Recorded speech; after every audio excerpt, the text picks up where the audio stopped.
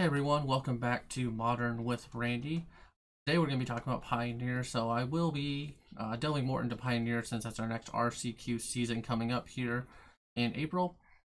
Anyway, don't forget to like, subscribe, follow, all that good jazz to see the new content I'm going to be coming out with. But without further ado, this is Mardu Heroic. This deck has been popping up. I know it's gotten some top 8 finishes, a couple first place finishes, things like that. And I just want to go over it and kind of show what you can expect to see maybe coming up into the RCQ season. We all know we're going to see, Phoenix. We know we're going to see the red-black vampire deck. We know blue-white control is going to be showing up. We know Lotus Field is going to be showing up. These are all decks we all know about, but this is something that's kind of been upticking along with the Mardu Heroic deck. So just to go over it and give it a little rundown of what the deck is doing, it is essentially trying to put one of these 16 creatures into play and kill you with them. So you have things like Favorite Hoplite, which has, the heroic, so whenever you cast a spell, it gets a +1/+1 counter on it and then prevents all damage. We have Swift Sphere, which everyone knows, haste prowess 1/2.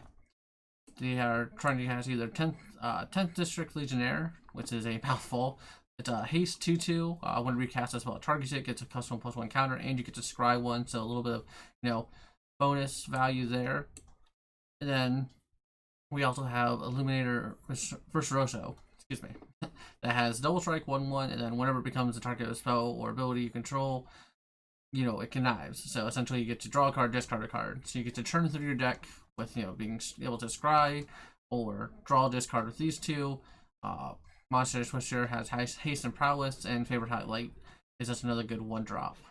And then they have 7 different protection spells they can play. We have Florian's Escape, which is going to give your creature hexproof and indestructible, also scrying one, again trying to smooth out our draws. One God Willing, just gives protection of color, so it gets you force through damage as well if you're playing against, a deck playing against Phoenix and they have their blue creatures back to block. You can give any of your creature pro blue, and then you can be able to force through damage, also scrying one.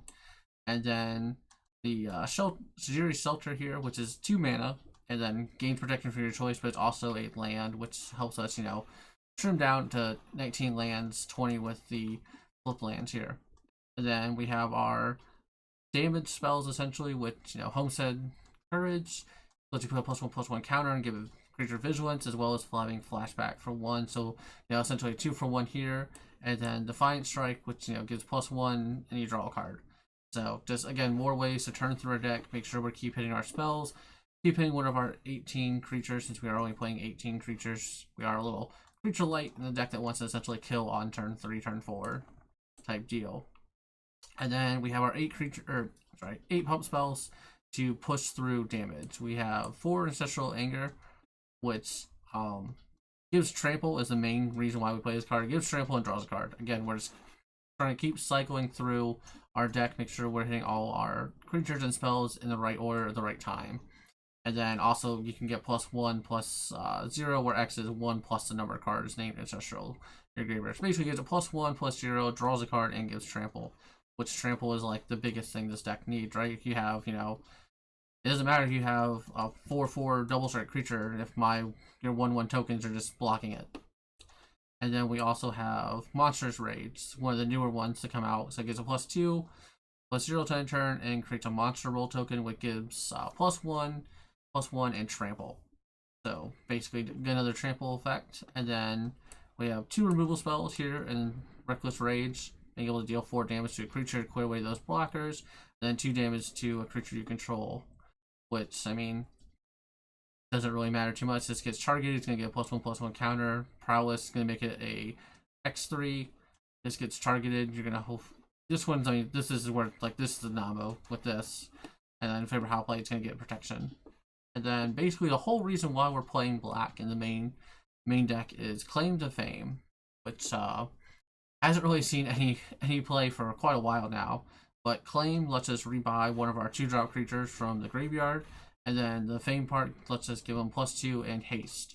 So, even on turn 3, you can just go claim back your creature and give it +2/+1 or +2/+0 and haste. as well as, you know, either giving another counter, prowess trigger, knives. Like, all this is just good. So it lets us, you know, trim down on creatures by playing 2 of these, as well as, you know, just like how the Tajiri Shelter lets us trim down on lands. But this deck comes out of the gate quick. It does massive amounts of damage fast, so you need to be prepared for it. It's also a great way to spike one of your RCQs. You don't need to, not that you don't need to think too much, because, you know, I think that aggro decks get a lot of hate or dislike, where, oh, you know, it's simple-minded. You play creatures, you tap them, you win. There's no thought process, which obviously isn't true. Anyone who's played aggro knows that's not true. But I think this deck is starting to see a lot more upcoming, because you have blue-white that this gets underneath. You have Phoenix that this can be faster than and kind of taxes their removal spells a lot. You have Lotus Field that's upticking, which again just gets underneath us like the blue-white control deck. And then same with the Rakdos deck.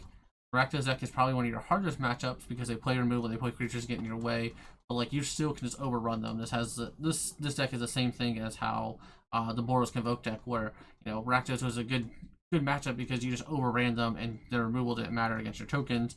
Obviously, removal matters here because we're relying on 16 different creatures, but we have 7 different protection spells for anything that would kill our creatures outright, and then we can still just make them bigger than their blockers can be. And then moving over to the sideboard here, obviously we are a Gigantha deck because, you know, why wouldn't we be?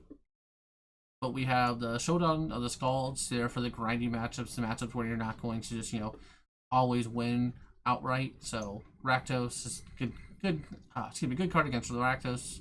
Vampires deck, good card against any of the other mid-range decks you might run into. We have Light of Hope for the enchantment removal. Basically, you're going to bring this in against blue-white control, against their temporary lockdown to get your stuff back at instant speed. And then, you know, obviously you can put a +1 counter on something, on a creature, or gain 4 life if that ever comes up. 2 more Claim to Fames. Again, probably going to bring that in against the heavy removal decks. Just ways to answer things, or ways to buy back our creatures, ways to make it more annoying for the opponent.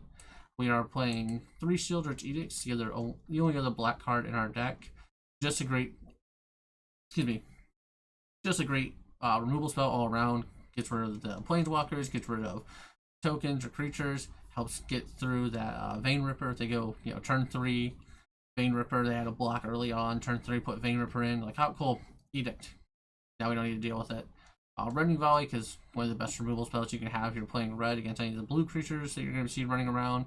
Helps in the Phoenix matchup against Ledger Shredder, things like that. 1 Get Lost is just an overall removal, hits basically everything you want it to hit. But overall, I think this deck is really well positioned right now. I think it's something that, if you're looking to get into Pioneer, or you haven't played a whole bunch of Pioneer, this is a great deck to get into. Realistically, if you have the Lana base, this deck is super cheap to play right now. Obviously, Mana Conflict is expensive. Most people probably don't have those just lying around because not a lot of decks are playing those. But like, if you played through Standard some, or if you played in, you know, Legacy or dabbled, or not Legacy, sorry. If you played Legacy, you should definitely have this deck. It's just be nothing for you. But you played Modern or anything like that, or even dabbled in Commander and stuff, like, having Shocklands isn't anything crazy, and like, that's where the most money of this deck is in the Shocklands and Mana Conflicts. But outside of that, like, everything else you're seeing is, you know, commons and non-commons. You know, we don't hit a rare outside of our land base until we get Showdown of the Skulls, which is, you know, super cheap, and Gigantha and Get Lost are our only rares in this entire deck, not counting mana base. So it's a cheap deck to pick up. It's something that I think you could easily take down RCQ with, and just with a little bit of practice, or a little bit of just, like, you know, learning how to hold back your spells, not go all in every time, you can kind of like learn how the different matchups work. But I think this is a great deck. I'm probably going to be doing some gameplay of it later this week, so I'll be on the lookout for that video coming out, as well as, you know, go ahead and like, subscribe, follow, leave any comments of anything you want to see me play, or anything you want to see me talk about. But I am back, and I'm going to keep producing videos and things like that. I've also started doing a podcast with Crawdaddy23. also known as Dakota. Him and I do a podcast. Comes out every Saturday. Go check out his channel. Go check out the podcast.